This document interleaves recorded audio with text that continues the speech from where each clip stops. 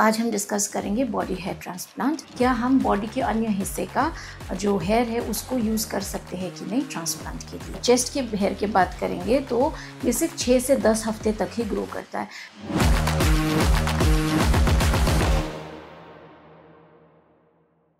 नमस्कार, मैं हूं डॉक्टर प्रतिभा प्रधान, हेयर फ्री हेयर को कोलकाता सेंटर से डर्मेटोलॉजिस्ट और हेयर ट्रांसप्लांट सर्जन। सो आज हम डिस्कस करेंगे बॉडी हेयर ट्रांसप्लांट।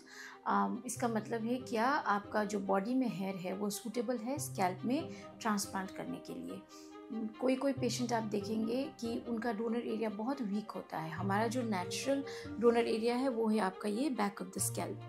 तो कोई कोई पेशेंट का ये एरिया बहुत ही वीक होते हैं, हो सकता है उसमें से हम पूरा का पूरा ग्राफ्ट ना निकाल पाए। तो उन केसेस में क्या हम बॉडी के अन्य हिस्से का जो हेयर है उसको यूज़ कर सकते हैं कि नहीं ट्रांसप्लांट के लिए। जब से फॉलिकुलर यूनिट एक्सट्रैक्शन मतलब कि FUE टेक्निक, आप सबको पता है FUT टेक्निक होता है और एक होता है FUE टेक्निक। सो जब से FUE टेक्निक आया है, ये बॉडी हेयर एक्सट्रैक्शन ये बहुत ही मतलब इजी हो गया है। हेयर बॉडी से बाल लेके आपको स्कैल्प में ट्रांसप्लांट करना एक बहुत ही फिजिबल ऑप्शन हो गया है, एक बहुत वायबल ऑप्शन हो गया है विद FUE। सो जब भी हम बॉडी का हेयर के बारे में बात करेंगे, हम उनको मेन 2 डिवीजन में डिवाइड करेंगे। एक है बियर्ड का हेयर और एक है आपका अन्य माने पार्ट्स के हेयर, स्पेशली होते हैं चेस्ट के हेयर। सो ये देखा गया है कि जब भी आप ट्रांसप्लांट करते हैं बॉडी हेयर्स को, उसको हम स्कैल्प में लगाते हैं तो over a period of time ये जो बॉडी का हेयर है ये स्कैल्प का हेयर का कैरेक्टरिस्टिक्स ले लेता है। बोलने का मतलब है जो बहुत सालों के बाद जब वो ट्रांसप्लांट होकर स्कैल्प में रहता है तो बहुत सालों के बाद वो जो स्कैल्प का हेयर है उसी की तरह बिहेव करने लगता है। बोलने का मतलब है ये कुछ साल के बाद ये हेयर थिक होने लगते हैं और इनकी लॉन्जिविटी भी बढ़ने लगती है जैसे स्कैल्प की हेयर की होती है।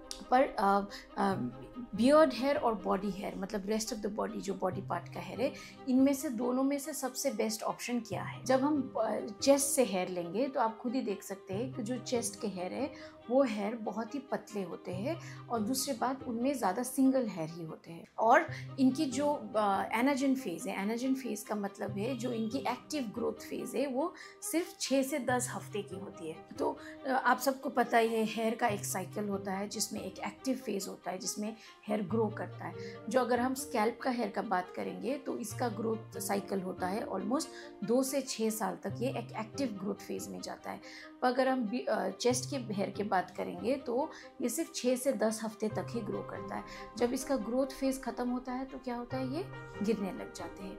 तो एक नॉर्मल नेचुरल साइकिल है। तो पर मैंने आपको बोला कि जब हम इस हेयर को जो पतले हैं, जो सिंगल यूनिट के हैं और जो जिसकी लाइफ साइकिल बहुत ही शॉर्ट है, 6 से 10 हफ्ते के बाद वो गिर जाते हैं, तो इस बाल को अगर हम स्कैल्प में इम्प्लांट करेंगे तो over a period of time ये स्कैल्प हेयर की तरह ही बिहेव करने लगते हैं। ये थोड़े थिक हो जाते हैं, इनकी लॉन्जिविटी भी थोड़ी बढ़ने लगती है। पर चाहे जितना भी हो स्कैल्प हेयर की तरह 100% मैच नहीं कर पाएगा।